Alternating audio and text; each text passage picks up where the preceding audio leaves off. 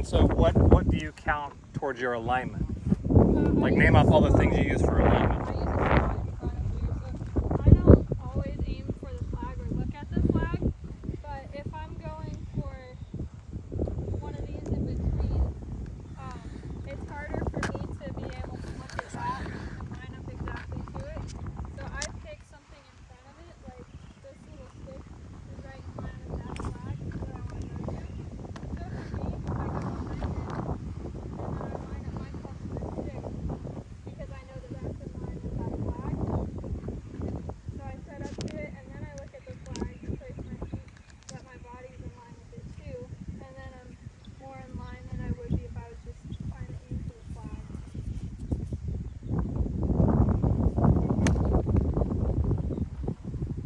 So if you wanted to hook one, what would you do? To hook it, what it's really about, instead of actually turning the club in the direction of your swing path. So for me, I tend to line this as beneath the slot. So really it's your swing path is the way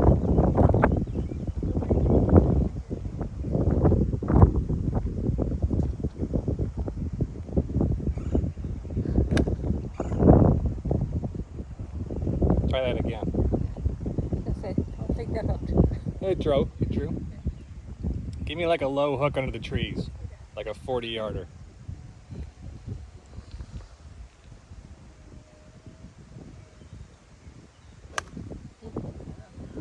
There you go. Good. I'm trying. Yeah. I know. That's On command. Everyone can do that. How important is your ball On keeping the ball straight.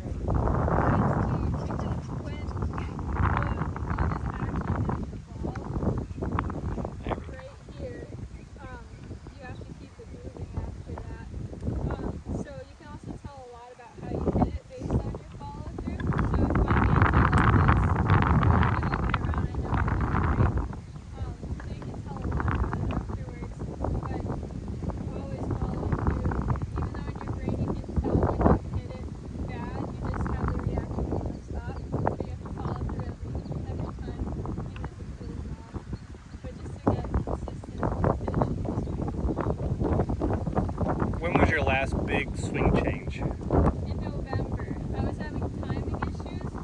All of it was,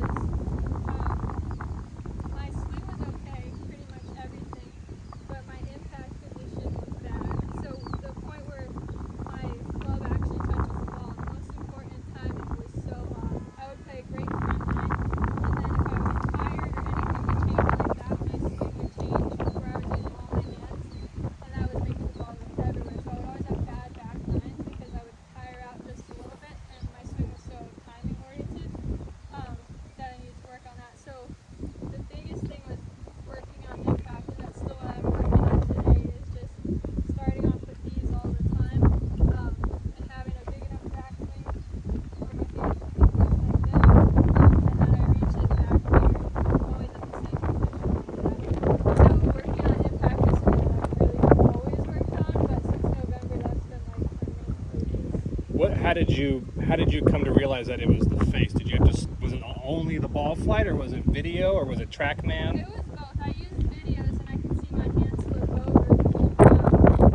That was a big part of it, but my divots were in line with my alignment rod, so I was coming in at a good plane, but my hands were the problem. They were flipping over.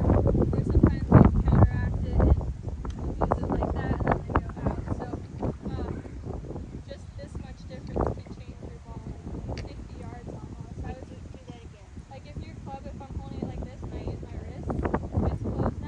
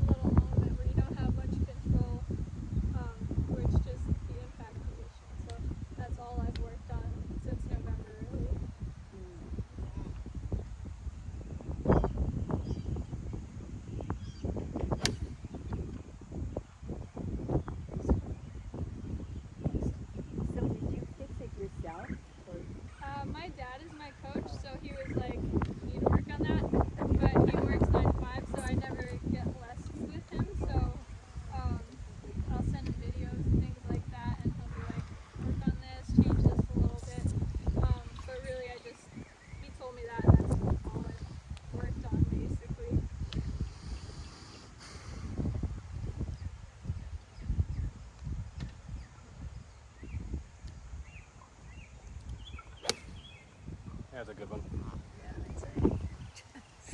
So, when you worked on it, does that mean you slowed it down so you would really pay attention exactly to how your hands felt when you were impacting? Yeah. What were your patterns of learning, I guess? Yeah. Did you start in pieces and slowly, and then how did it Yeah, work? slowly, and just being intentional with every single shot I hit, doing these kind of practice swings before I hit every shot, things like that.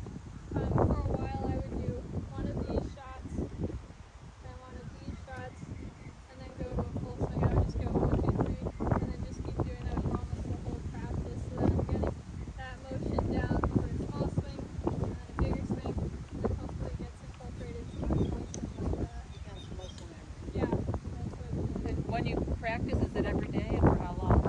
Yeah, I practice every day except for Sundays, and it takes me about 2.5 hours to get to the large bucket, so I'll do 2.5 for a full swing, and then I'll do some chipping here, and then we go to a different course, and I do short game there afterwards.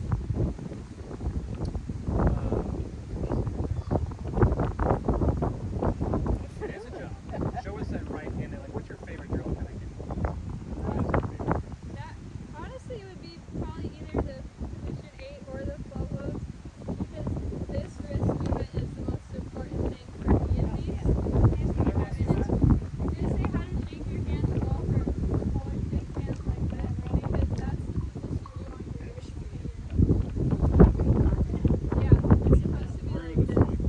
and then all the way through, and then right down to your hand. So that's why your hands are always in front of the ball and Yeah. the gloves. So show them down the line here, and then go to just the top of your swing. Notice her right hand at the top of her swing. See all that fold in it? So that's called extension if you use a medical term. Flexion and extension.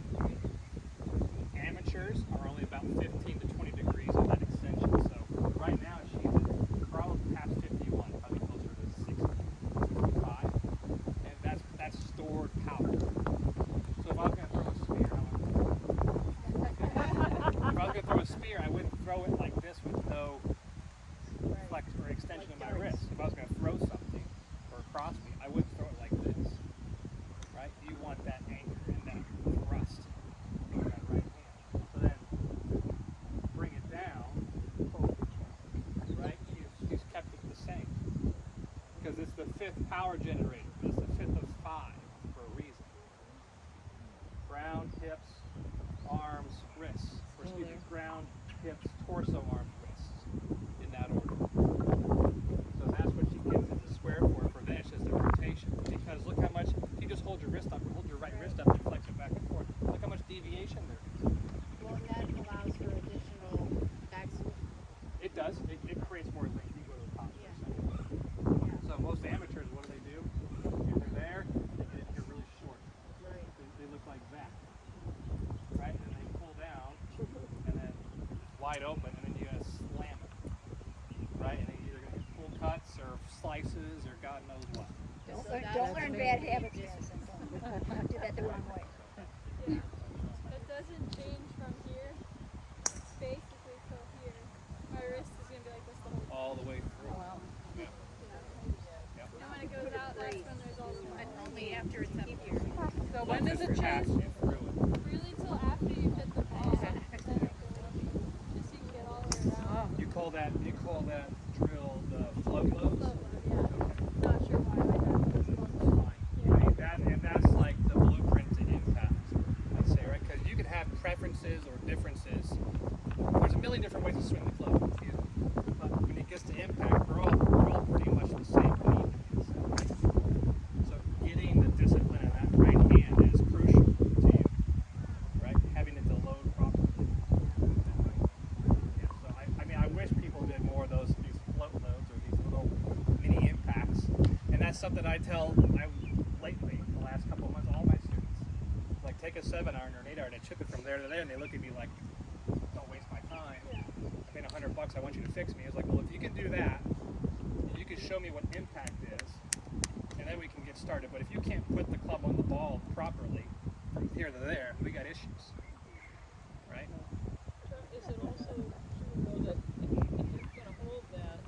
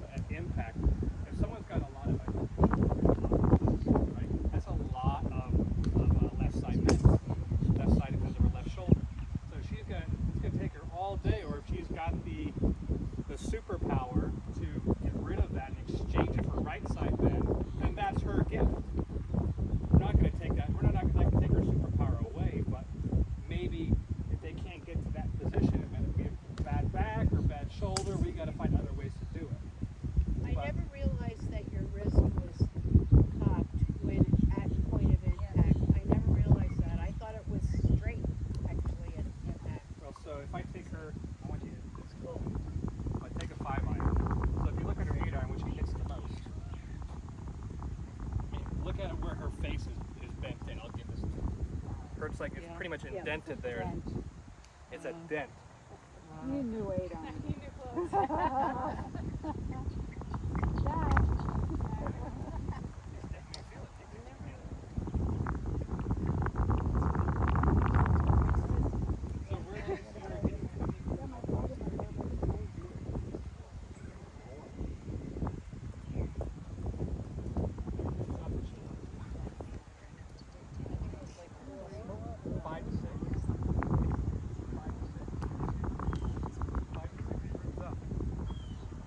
Way, if I put that club flat on the ground, and everyone here, when I have my simulator, swings, you know, level to maybe 1 degree down, that's only going to get you to the second or third.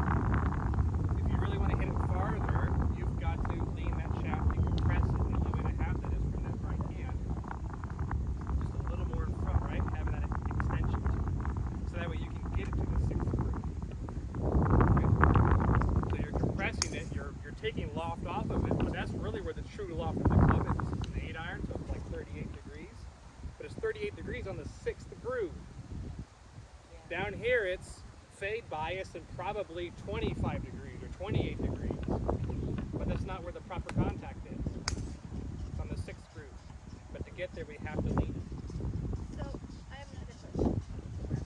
So, one of the big things I learned that helped me with my neck was the importance of the sole of the club. That because I can't hit the dirt with my neck. And if I don't have the sole just brushing the grass correctly, if it's too much like not where it's hitting, then it doesn't brush correctly. How do you do your grip and setup of the club? Yeah, these are big because they are so controllable. Like, you can always do it first no matter what's wrong with your swing, and you can always make sure you have proper grip stance and posture.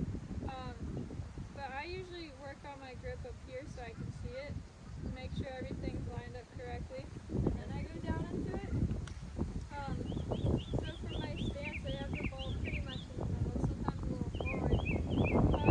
But it really depends on the club that you're using too.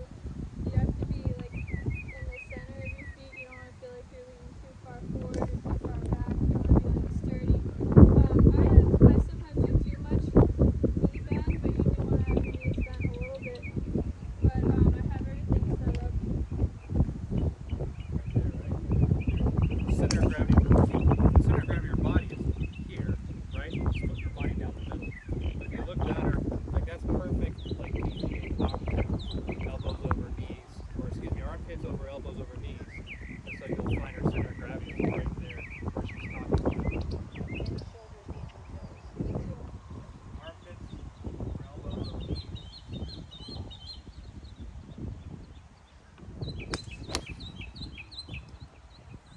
That's the 5 iron. How far does your 5 iron go? That one's a 6, but it goes about 170.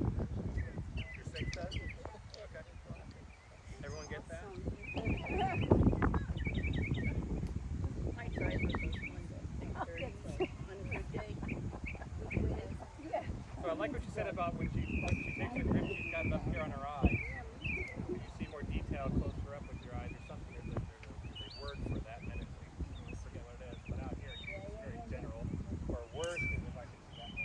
When you get people get it down here on the ground and they're fuddling with their grip, right? It's hard not to put it in your palm when it's down here on the ground. You want to grab it in your palm when it's on the ground. But up here, I like to put it on the shaft, right hand on my shaft, and then put it on the grip there. That way I can get it in my fingers appropriately.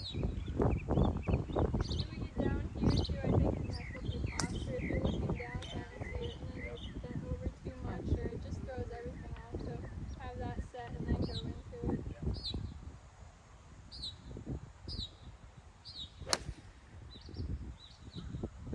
Holy moly. Spend a lot of time in the gym. I do 6 days a week. What kind of, like, power centric? Yeah, a lot of Mobility? legs were a huge part of it because that's where all my turn is coming from. That's where I need lunge to come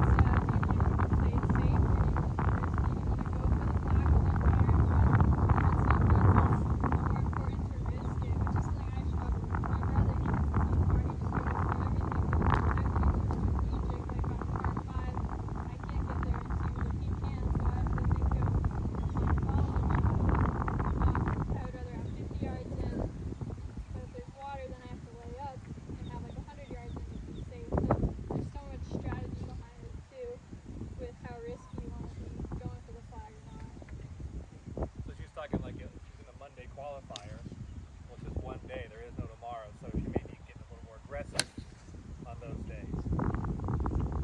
That day and firing at everything. Whereas if she's in a tournament, flying your way around, not making too many bogeys, but also no doubles whatsoever. Yeah. Do you have a caddy, Chia? My dad is my caddy. Yeah.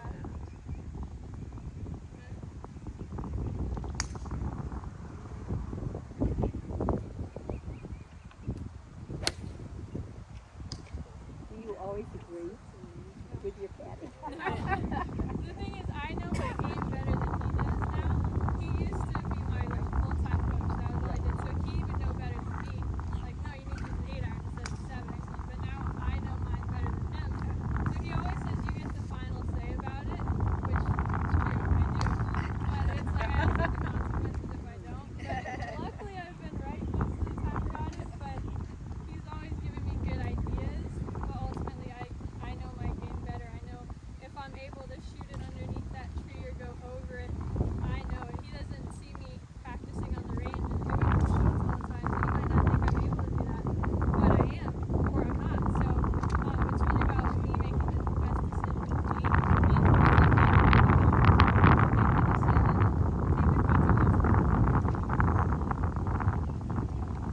And working with tour pros or like great players like Madison is so they're working with somebody like they better be right and they better prove that they're right through some sort of formula or system or technology to show them why they're inconsistent and this is the way to do it. But when it comes to fields, there's a million different fields Yeah. and it's up to you to create that field, right? Yeah. Not so much up to the coach, but they can tell you here's where to look Mhm. and then you get the feel from there. Yeah, absolutely. So like my students, I feel like they don't exaggerate it enough. Like when I tell them to do something, they try to make it too perfect, and it doesn't go against. It's not opposite enough of their tendency. Because if they're right here failing, right coming over the top or something like that, well, if they want to move it to here, that's fine, it's perfect, but it's only 4 inches from being bad, right? Whereas if I wanted them to feel to the inside, I might get them way behind their heels, right way to the inside of the club's coming. If you miss it, I don't care. But we're going to do the darn thing right. We're going to make it cartoony and exaggerated, Yeah. right, to get the feel right. When you're practicing alone the next day, you're not going to have Trevor to say, no, you need to have more wrist hinge or something like that. So in your mind, you're going to feel like, yeah, I'm doing a lot. You might be doing more than you were before, but you're not all the way that exaggerated way that he was telling you about before. Yeah. So yeah, exaggerated. Yeah. That's why, like, you ever go to the Honda Classic, the Cognizant Classic. Like, I like watching on the range a lot more than I like doing on the golf course because they're just performing on the golf course. It's all athletic. It's very subconscious almost, and they're just going one shot at a time. But I like to see the process and the procedure that gets to that point. And you get to see more of it, more of the shots, more of the exaggerations, more of the drills and what they're looking for. Yeah. Then they just go out there and perform. One more of that iron and let's move on.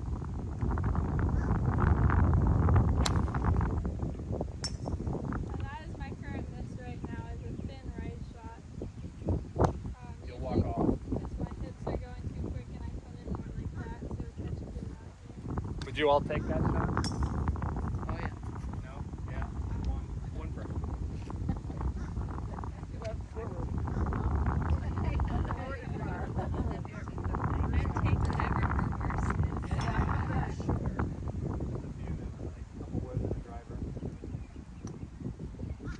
Madison, you should be doing this at the beginning of next year too. So we don't fall together. Well, there you go. I think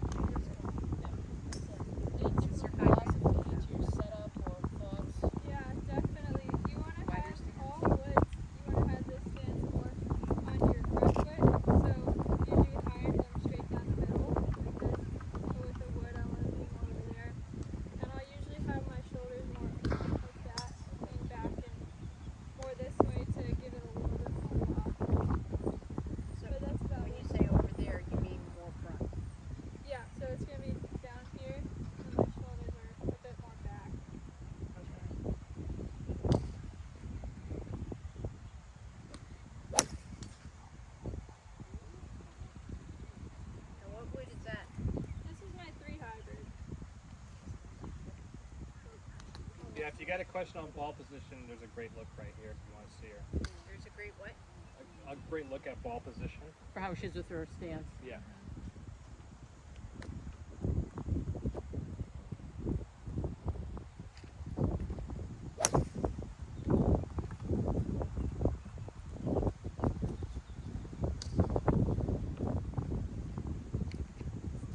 I think like in ball position,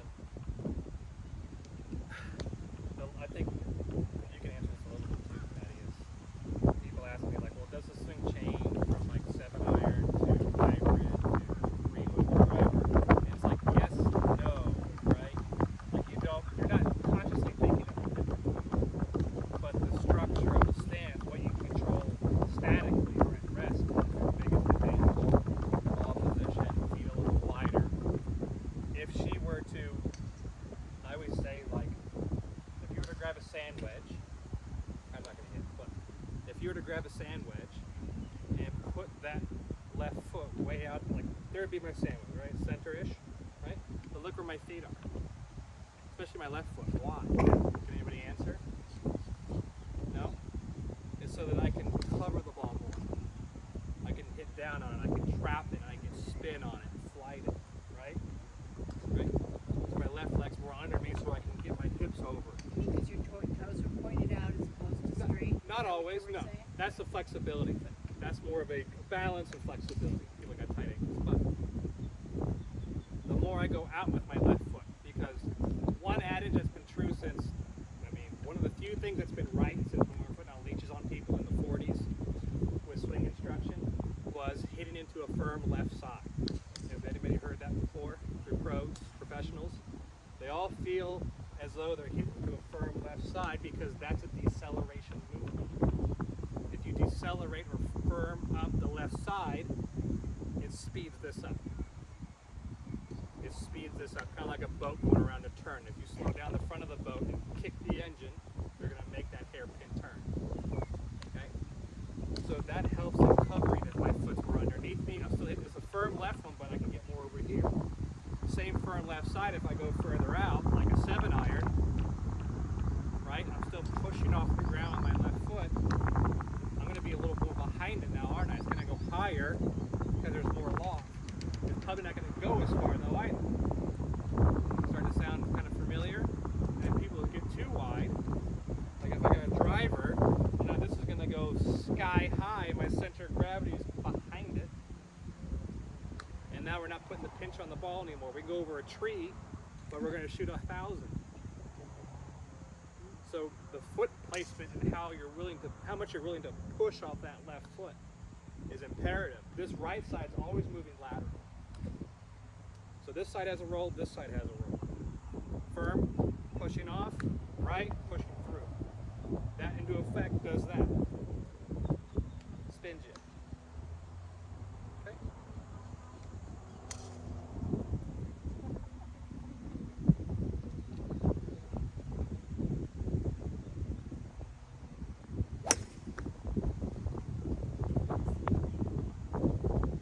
But I'm sure. How far does your tree hybrid go? Really long time. This one varies. Usually I'm hitting it from about 5.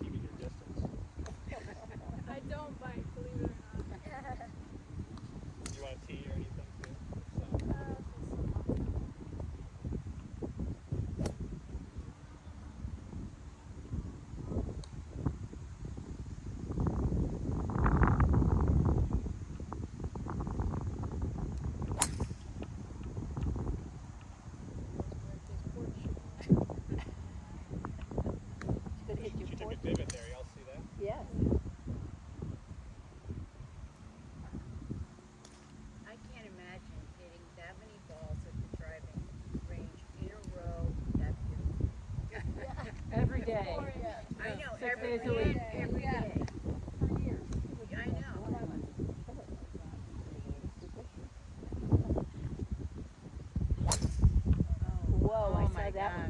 one. It's going to be in your house. I can't believe she can hit a driver. Grayson almost hit me on the porch. That was who was that one, the driver? Grayson. Yeah, but you know it's him. That was beautiful. That was It hit the bushes and it hit the screen, and I was upstairs, and I was like, Oh my gosh. Yeah, and like I Ray was said, out here with him. I was like, she'll turn the coffee pot off in your window. yeah.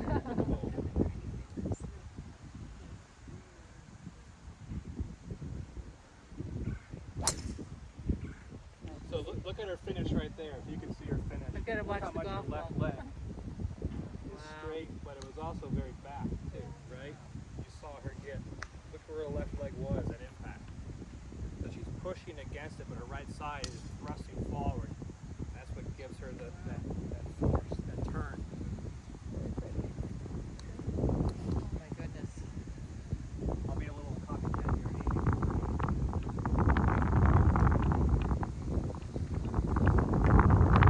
That's a live look at the club.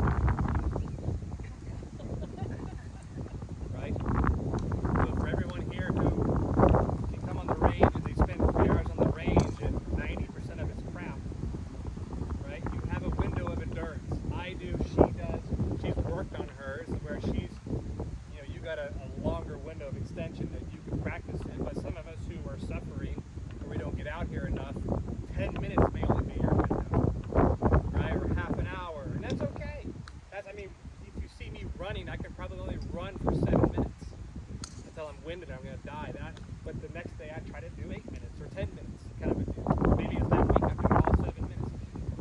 Whatever it may be, but with this, if you can't get the club on the ball, then you're not getting the movement right. So why worry about the ball? Maybe you should go home, and I say, like with Lynn, I say take 1,000 swings. How long does 1,000 swings take? It takes forever. 100 swings takes 10 minutes. So 100 minutes. You do 100 minutes of good work. That's the benefit. That's where you can start seeing your game trend the right way. If you want any advice from today, besides Madison's, I gotta have some importance today. It's go work on your game at home by doing the movement correctly. Get the body where it needs to be, or the right elbow, or the right hand, 1,000 times. If you come on the range and you're 2 hours into it, and you come back to me and say, how'd it go? Oh, well, I hit about 10 minutes worth of good ones, right, in a span of 2 hours. Well, at the end of the day, the brain doesn't know which one's good and which one's bad. It's all mixed in, right? So 2 hours, you've only gotten 10 minutes of good work versus doing the body movement, right? You've gotten 10 minutes of great work out of the 10 minutes you've only spent. Rather than wishing and dying on the golf ball, you're just dogs chasing cars at them, roaming around the face. Yeah. Everyone's laughing because it's true.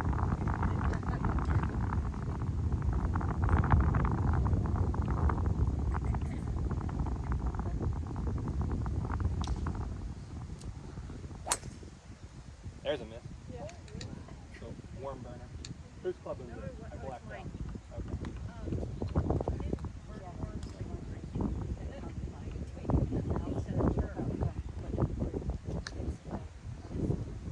All right, one more with that.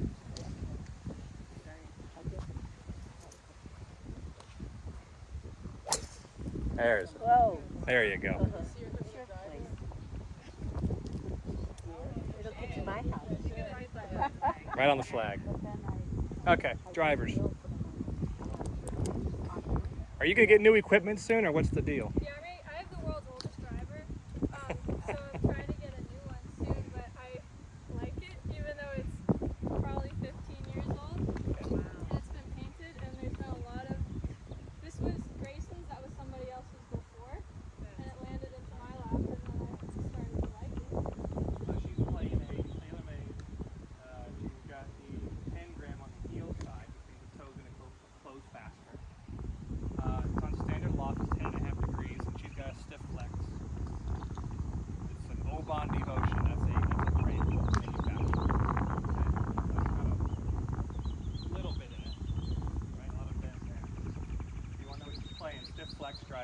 10.5 degrees.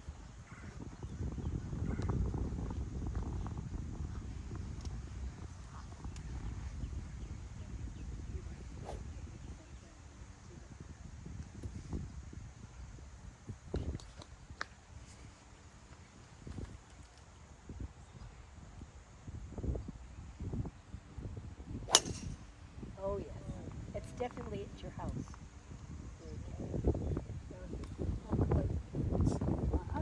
Almost to Amy's ball.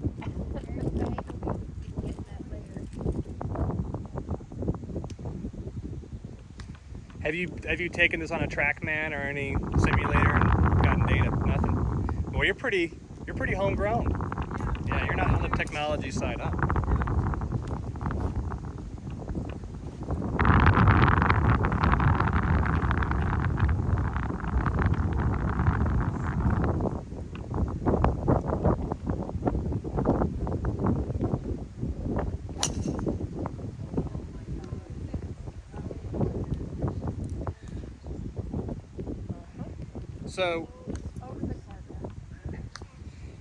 So what does impact feel like to you with that? Like, where do you think your hands are through impact? And is it passive, or are you kind of holding it, or you letting it go? I try to let it happen. My pre-shot routine for, I don't even know I'm doing it, but I start here and then go back, just so I can have like a loose feeling of my hands going with it, not letting my wrists slip, but getting it to so that here is where it starts moving, and then again there's that wrist, and it should just come back into the right spot.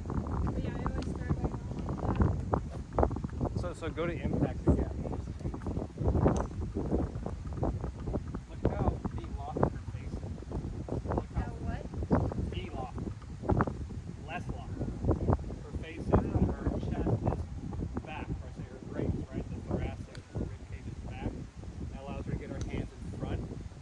So she's not moving the handle like this, right? That's what we're all doing. Just adding lock in the sky high, probably also down on the right? She's getting the attack in. Where do you get the attack in? Half? Okay. But she's taking the loft off of it, but adding attacking. And that's where you get ball speed. The less lock you have, generally speaking, the more distance you will get. Okay? So, yeah. Do you have like any, do you have any driver swings? Like if you got a slight one, or hit a half, or hit a little feeler, or anything? I want to go higher, really. I just do that a bit more to begin with. But again, I don't really change my swing for a different shot like that. It's more in my stance and setup and the things that I can control at the beginning. And then it does change my swing a little bit in the end like that, but overall not that much changes. And the hands are the same pretty much, right? Yeah, no matter what, I kind of want it to be square, and I want this wrist to be hinged like that already. And even in a driver, Yeah, where everyone else is like that, right? yeah. So you have like a knockdown driver that goes into the wind, or do you kind of stay with light? I typically just play for free, which probably isn't great, but yeah, there are some times like on a lower shot where I feel like I have to get into it, still keeping that position, but I'm a little bit more forward, so there's even less lock when it starts lower. Okay.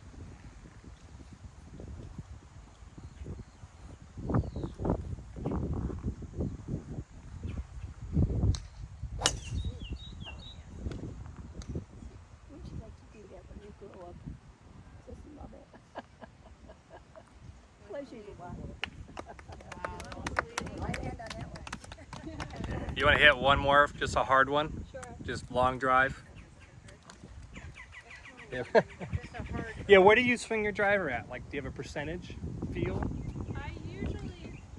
I try to go after it as much as I can, What but do you mean by go after? swing as hard as I possibly can, just Okay. like that. But when I'm in a fairway that goes out of bounds on this side and water on this side, I'm not going to go as hard because I might be able to hit it farther, but it's going to go left or right. It's more out of my control if I'm swinging 100% at it. So I would say I go about 80, 85 to 90.